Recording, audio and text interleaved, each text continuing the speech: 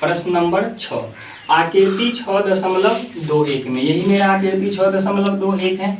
इसमें क्या है, OP, OQ और OR पर स्थित बिंदु AB और C इस प्रकार हैं कि AB समांतर PQ और AC समांतर PR। इसमें क्या है, OP, OQ और OR पर 3 बिंदु दिया गया है, एक A, B, C। तो OP पर क्या है, A बिंदु, OQ पर क्या है, B बिंदु और OR पर क्या है, C बिंदु दिया हुआ है। AB समांतर PQ, अब AB जो है ये PQ के क्या है, समांतर है। तो अब देखिए कि AB जो ये PQ के क्या है, समांतर है, ये किस त्रिभुज में होगा, OPQ में होगा ना। तो इसी चीज को हम बाहर करके दिखाए हैं, OPQ। इसमें क्या है, AB समांतर है किसके, PQ के, तो AB समांतर क्या चीज, PQ हो गया। दूसरा दिया है AC समांतर PR, AC समांतर किसके हैं, PR के, ये किस त्रिभुज में होगा, OPR। तो इस त्रिभुज को भी बाहर करके दिखाए हैं, OPR। इसमें क्या है, AC समांतर PR, तो AC के समांतर PR। ये बात हमको दिया गया है। और हमको साबित क्या करना है कि ये BC जो होगा ये QR के क्या होगा, समांतर होगा। तो अब देखिए तो ये BC और QR ये किस त्रिभुज में आएगा, OQR में। तो OQR में हमको करना क्या है, BC को QR के समांतर क्या करना है, साबित करना है। तो ये समांतर कब होगा, जब OB/BQ और OC/CR ये जो अनुपात आएगा ये क्या आएगा, बराबर आएगा। तो थेल्स प्रमेय के विलोम से BC जो होगा वो QR के क्या हो जाएगा, समांतर होगा। यानी हमको OB/BQ और OC/CR इसको क्या करना है, बराबर करना है। तो आसानी से हो जाएगा। यहाँ पर देखिए इस त्रिभुज में, ये वाला त्रिभुज में, इसमें AB जो है ये PQ के क्या है, समांतर है। तो OA/AP और OB/BQ ये क्या होगा, बराबर होगा थेल्स प्रमेय से। तो इसको मान लेंगे समीकरण फर्स्ट। पुनः चलेंगे अब इस त्रिभुज में, ये वाला त्रिभुज में, OPR इसमें AC समांतर किसके हैं, PR के। तो इसमें भी क्या हो जाएगा, OA/AP अब बराबर OC/CR। तो ये OA/जो AP होगा ये दोनों समीकरण में होगा। तो लेफ्ट साइड के बराबर, तो राइट साइड के क्या हो जाएगा, बराबर, अर्थात OB/BQ और OC/CR क्या हो जाएगा, बराबर हो जाएगा। अब वो जब बराबर हो जाएगा OB/BQ और OC/CR तो क्या होगा, ये BC भुजा QR के क्या हो जाएगा, समांतर हो जाएगा। यही तो हमको क्या करना था, साबित करना था। अब देखते हैं इसको, दिया है हमको, दिया क्या गया था कि त्रिभुज OPQ में AC समांतर क्या है, PQ, और त्रिभुज OPQ में AB समांतर है PQ। त्रिभुज OPQ में AB समांतर PQ तथा त्रिभुज OPR में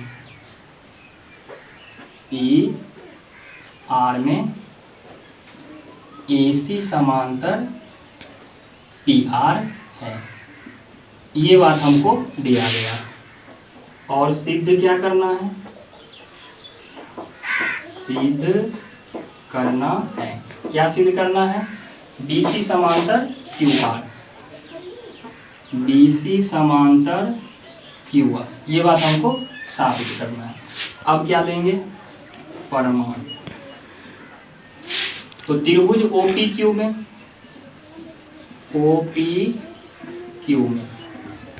AB समांतर किसके हैं, PQ के, इसीलिए तो क्या हो जाएगा, OA/AP अब बराबर OB/OQ, OA/AP बराबर OB/BQ।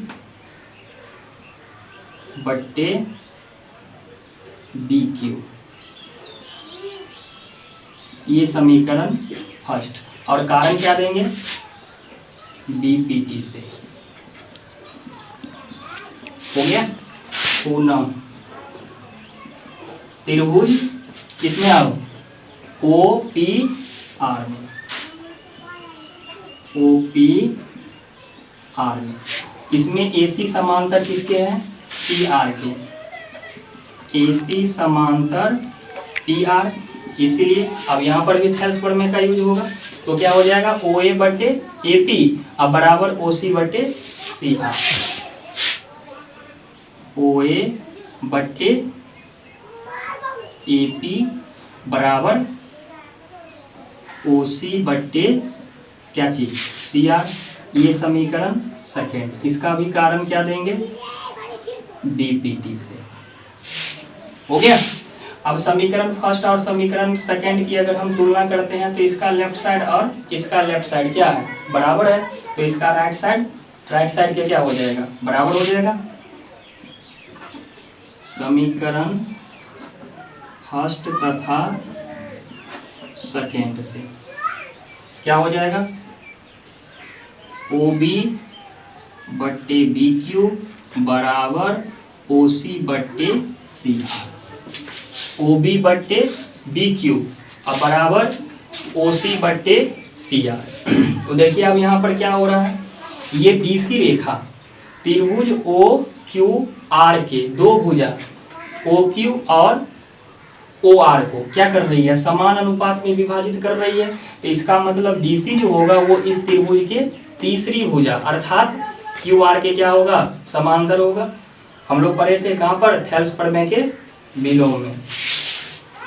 तो इसीलिए क्या चाहिए? BC समांतर QR। कारण क्या देंगे? BPT के विलोम से। हो गया। यही बात हमको क्या करना था? साबित करना था। हो गया साबित। देखते हैं प्रश्न नंबर 7। प्रमेय 6.1 का प्रयोग करते हुए। तो 6.1 में हम लोग क्या पढ़े थे? आधारभूत समानुपातिकता प्रमेय। तो आधारभूत समानुपातिकता प्रमेय में क्या था कि अगर किसी त्रिभुज में एक भुजा के समांतर अगर हम कोई रेखा क्या करेंगे? खींचेंगे, तो वो रेखा त्रिभुज की जो दो अन्य भुजा है उसको समान अनुपात में क्या कर देगी? बांट देगी। अर्थात AD में अगर हम DB से भाग करेंगे और AE में EC से अगर क्या करेंगे? भाग करने पर जो अनुपात आएगा वो क्या आएगा? बराबर। अर्थात AD बटे DB बराबर AE बटे EC। यही था हमारा क्या चीज? आधारभूत समानुपातिकता प्रमेय अर्थात प्रमेय 6.1। अब इस चीज का प्रयोग करके क्या करना है? कह रहा है एक त्रिभुज की एक भुजा के मध्य बिंदु से। अब हम एक त्रिभुज मान लिए ABC, एक भुजा के मध्य बिंदु, तो एक भुजा AB के मध्य बिंदु को हम क्या कर लिए? D मान लिए। से होकर दूसरी भुजा के समांतर, तो दूसरी भुजा BC है, इसके समांतर एक रेखा हम क्या कर दिए? खींच दिए DE, जो AC के E बिंदु पर क्या करती है? प्रतिच्छेद कर रही है। तो हमको साबित करना है कि जो E जो है वो AC का क्या होगा? मध्य बिंदु होगा। ये बात हमको साबित करना है। तो पहले जो दिया है वो चीज हम लिख लेते हैं। दिया है त्रिभुज ABC में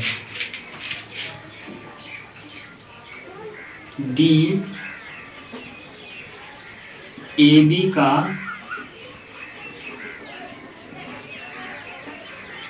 मध्य बिंदु है तथा DAB का क्या है? मध्य बिंदु। और साथ ही ये भी दिया हुआ है कि DE जो है ये BC के क्या है? समांतर है तथा DE समांतर BC है।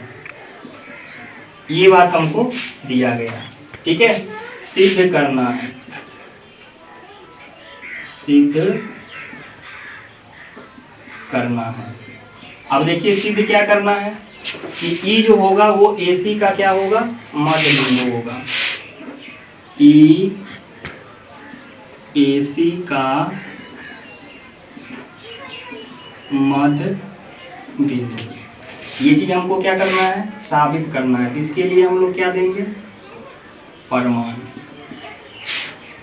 तो त्रिभुज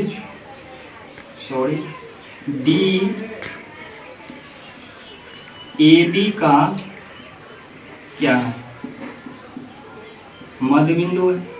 हमको दिया गया है कि डी जो है ये ए बी का क्या है, मध्य बिंदु है। तो डी अगर ए बी का मध्य बिंदु होगा तो ए डी और डी बी का वैल्यू क्या होगा, सेम होगा। इसीलिए ए डी बराबर डी बी हो जाएगा। अब ए डी डी बी के क्या है, बराबर है। तो अगर हम बराबर संख्या में बराबर संख्या से भाग करेंगे तो एक आएगा। तो ए डी बट्टे डी बी बराबर कितना हो जाएगा, एक। इसको हम मान लेते हैं समीकरण फर्स्ट। हो गया। अब त्रिभुज ABC में DE जो रेखा है वो BC के क्या है, समांतर है। DE समांतर BC दिया हुआ है। तो यहाँ पर हम लोग क्या करेंगे, यही थेल्स प्रमेय का क्या करेंगे यूज। तो क्या होगा, AD बटे DB बराबर AE बटे EC। AD बटे DB बराबर AE बटे क्या चीज, EC। इसको हम मान लेंगे समीकरण सेकेंड और कारण क्या देंगे, BPT से। हो गया। अब देखिए थे इस दोनों समीकरण का लेफ्ट साइड के बराबर है, तो राइट साइड के क्या हो जाएगा, बराबर हो जाएगा। इसीलिए AE बटे EC बराबर 1। अब यहाँ पर थोड़ा गौर से देखिए, AE में अगर हम EC से भाग करते हैं तो हमारा मान कितना आता है, 1। AE में अगर हम EC से भाग करते हैं तो क्या आ रहा है, 1। इसका मतलब हुआ कि AE का वैल्यू और EC का वैल्यू दोनों क्या है, सेम है। और अगर AE और EC का वैल्यू अगर क्या है, सेम है, तो इसका मतलब जो है E जो है वो AC का क्या है, मध्य बिंदु है। तो AE बटे EC का वैल्यू 1 आया। इसका मतलब AE जो होगा ये EC के क्या होगा, बराबर होगा। और AE EC के बराबर होगा, इसका मतलब E AC का मध्य बिंदु होगा। इसीलिए E AC का क्या है, मध्य बिंदु है। यही बात हमको क्या करना था, साबित करना था। हो गया। देखते हैं प्रश्न नंबर 8। प्रमेय 6.2 का प्रयोग करते हुए। तो प्रमेय 6.2 जो था वो क्या था, आधारभूत समानुपातिकता प्रमेय का विलोम। उसमें क्या था कि अगर किसी त्रिभुज में कोई रेखा त्रिभुज की दो भुजाओं को अगर समान अनुपात में क्या कर रही है, बांट रही है, तो इसका मतलब वो जो रेखा होगा वो तीसरी भुजा के क्या होगा, समांतर होगा। अर्थात AD बटे DB और AE बटे EC का मान अगर क्या आता है, बराबर आता है, तो ये DE रेखा जो होगा वो BC के क्या होगा, समांतर होगा। यही था हमारा थेल्स प्रमेय का क्या चीज, विलोम। अब इसी चीज का प्रयोग करके हम इस कथन को क्या करेंगे, साबित करेंगे। तो देखते हैं कथन क्या है। तथा एक त्रिभुज की किन्हीं दो भुजाओं के मध्य बिंदुओं को मिलाने वाली जो रेखा होगी वो तीसरी भुजा के क्या होगी, समांतर होगी। तो इसके लिए हम लोग क्या करते हैं, एक त्रिभुज बना लेते हैं ABC। इसमें एक भुजा AB के मध्य बिंदु को D मान लिए और AC के मध्य बिंदु को क्या मान लिए, E मान लिए। अब हमको साबित क्या करना है कि DE जो है वो BC के क्या होगा, समांतर होगा। ये बात हमको साबित करना है। तो जो दिया है इसको लिख लेते हैं। दिया है, क्या दिया है, त्रिभुज ABC में DAB का तथा EAC का क्या है, मध्य बिंदु है। DAB का तथा EAC का मध्य बिंदु है। ये बात हमको दिया गया है। अब हमको करना क्या है कि DE जो है ये BC के क्या है, समांतर है। इस बात को हमको साबित करना है, सिद्ध करना है। क्या चीज, DE समांतर BC। ये बात हमको साबित करना है। देखिए कितना आसानी से ये साबित हो जाएगा। D जो है ये AB का क्या है, मध्य बिंदु है। इसका मतलब AD बटे DB का जो वैल्यू आएगा वो कितना आएगा, 1। इसको मान लेंगे समीकरण फर्स्ट। फिर E जो है वो AC का क्या है, मध्य बिंदु है। इसका मतलब AE बटे EC का जो मान होगा वो भी 1 आ जाएगा। इसको समीकरण सेकेंड। अब अगर हम समीकरण फर्स्ट और समीकरण सेकेंड की तुलना करेंगे तो AD बटे DB बराबर क्या हो जाएगा, AE बटे EC। अब अगर AD बटे DB और AE बटे EC अगर क्या हो जाएगा, बराबर हो जाएगा, तो DE BC के क्या हो जाएगा, समांतर हो जाएगा। तो देते हैं प्रमाण। D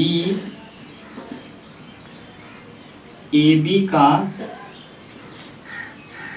मध्य बिंदु है। ये D जो है ये AB का क्या है, मध्य बिंदु है। इसका मतलब AD और DB का वैल्यू क्या होगा, सेम। तो सेम संख्या में अगर हम सेम संख्या से भाग करेंगे तो क्या आएगा, 1 ना आएगा। तो यहाँ पर AD बराबर क्या होगा, DB। अब हम क्या करेंगे, AD में DB से भाग करेंगे तो कितना आएगा, 1। इसको मान लेंगे समीकरण फर्स्ट। पुनः फिर क्या दिया गया है कि E जो है वो AC का मध्य बिंदु है। इसका मतलब AE और EC क्या होगा, बराबर होगा। E AC का मध्य बिंदु है, इसीलिए AE बराबर EC। अब AE में हम क्या करेंगे, EC से भाग, तो क्या आएगा, AE बटे EC बराबर ये। क्यों, क्योंकि बराबर संख्या में अगर बराबर संख्या से भाग करें तो मान कितना आएगा, 1। अब ये समीकरण सेकेंड।